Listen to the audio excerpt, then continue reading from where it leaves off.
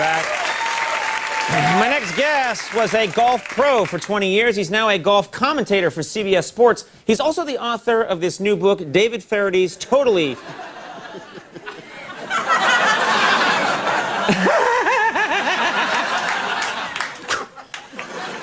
David Feherty's Totally Subjective History of the Ryder Cup. Please welcome David Feherty.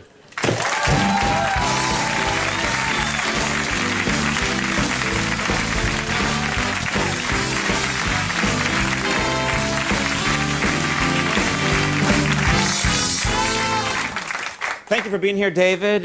You know what's the most interesting thing? You look through this book and you realize that you're a golf commentator, yet you're very public about the fact that you hate golf. Oh, yes. Well, why take the job if you hate golf? Oh, well, taking the job, I mean, ask Pat Summerall. Right. Really? You think he likes football?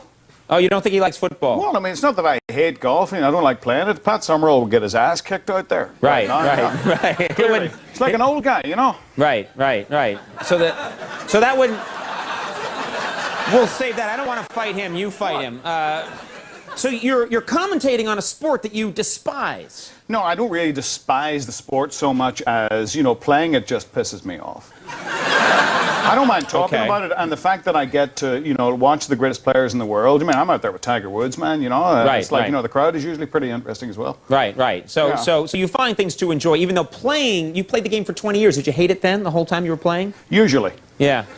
Yeah, usually. But you see, most people that play golf, you see them, do they look like they're enjoying themselves when they're out there? No, they're not. I mean, they're out there like, damn! Yeah, right. Like whacking things. Right. That makes sense.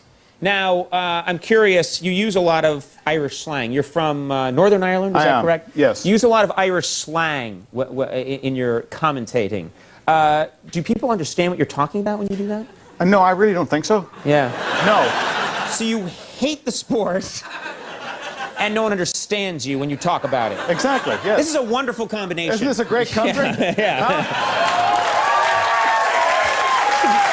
Hey, but so give me an example of something where you're talking and you use it. What's an Irish slang word that you use? We tend to name people after vegetables. Like a complete onion. Really. Someone's an onion, yeah. Yeah, I mean, you'd be more of a radish. I'm a radish. Yeah. That means what does that mean? Well, I don't really know. I mean, there's a connection. Yeah, again. And you also use phrases and you don't know what they mean. Good. Yes. We're getting an impressive list here. It's exactly. I don't understand half of what Rule is saying either, but I like the music, You like the music, yeah. Right. So you listen to rap, but you don't know what's happening. Exactly. Yeah, exactly. But then I'm Black Irish. Yeah. You probably noticed. Yeah. You guys have a lot in common, yeah. Yeah, well, I got the dark skin, but really a small wiener, which is not a, Well, yes, of course. I got the... he knows exactly what I'm talking about, see? So the darker-skinned Irish, yes, and the lighter-skinned Irish have the... That's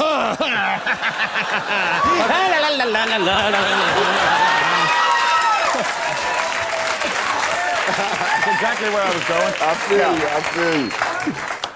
Let me ask you a question. This is just completely off topic, but growing up, my mother would always use this Irish phrase that was passed down generation. If we were being bad kids, she'd say, "You're being a bold stump. Stop being a bold stump." Is that have you heard that in Ireland? A bold wee stump.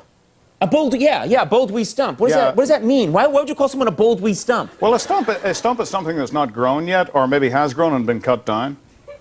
So it's growing up in Ireland. You're lucky if you manage it.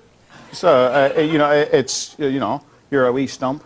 A bold wee stump would be rude, or belligerent, or I was all of those things. Yes, I was exactly. rude and belligerent. Yeah. But I had a huge... Yeah.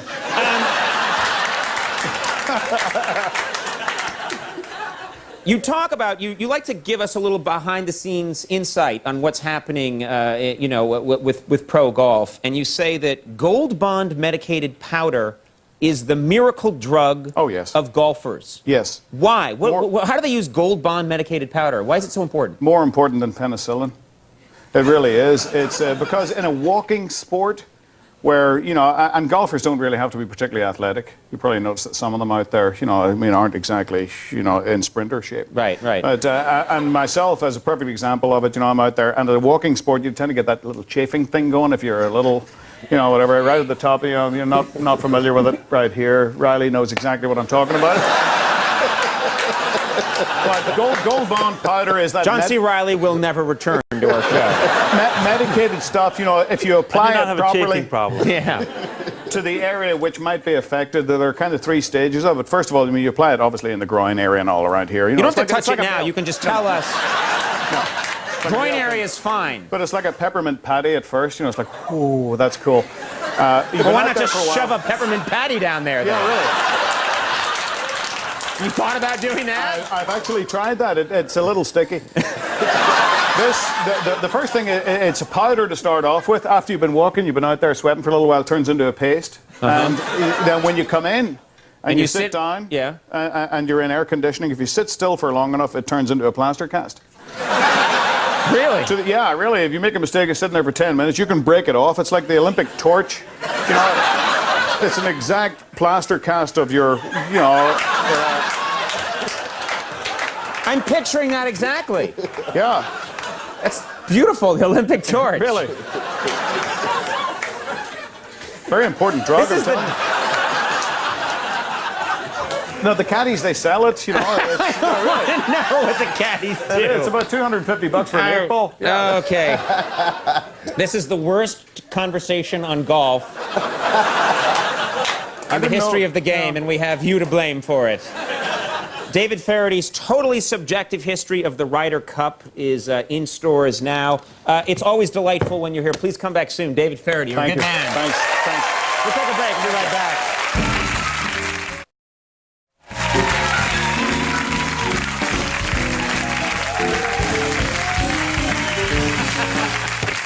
All right, that's our show. Do want to thank my guest, David Feherty. That was hilarious. Please come back soon. I love having you on the show. Big thanks to Ja Rule for being here. Thanks for having me, baby. John C. Riley's final appearance. He's never going to darken my door again. Of course, Max Weinberg and the Max Weinberg 7. Stay tuned for the last call with Carson Daly. Goodbye, everybody. Goodbye.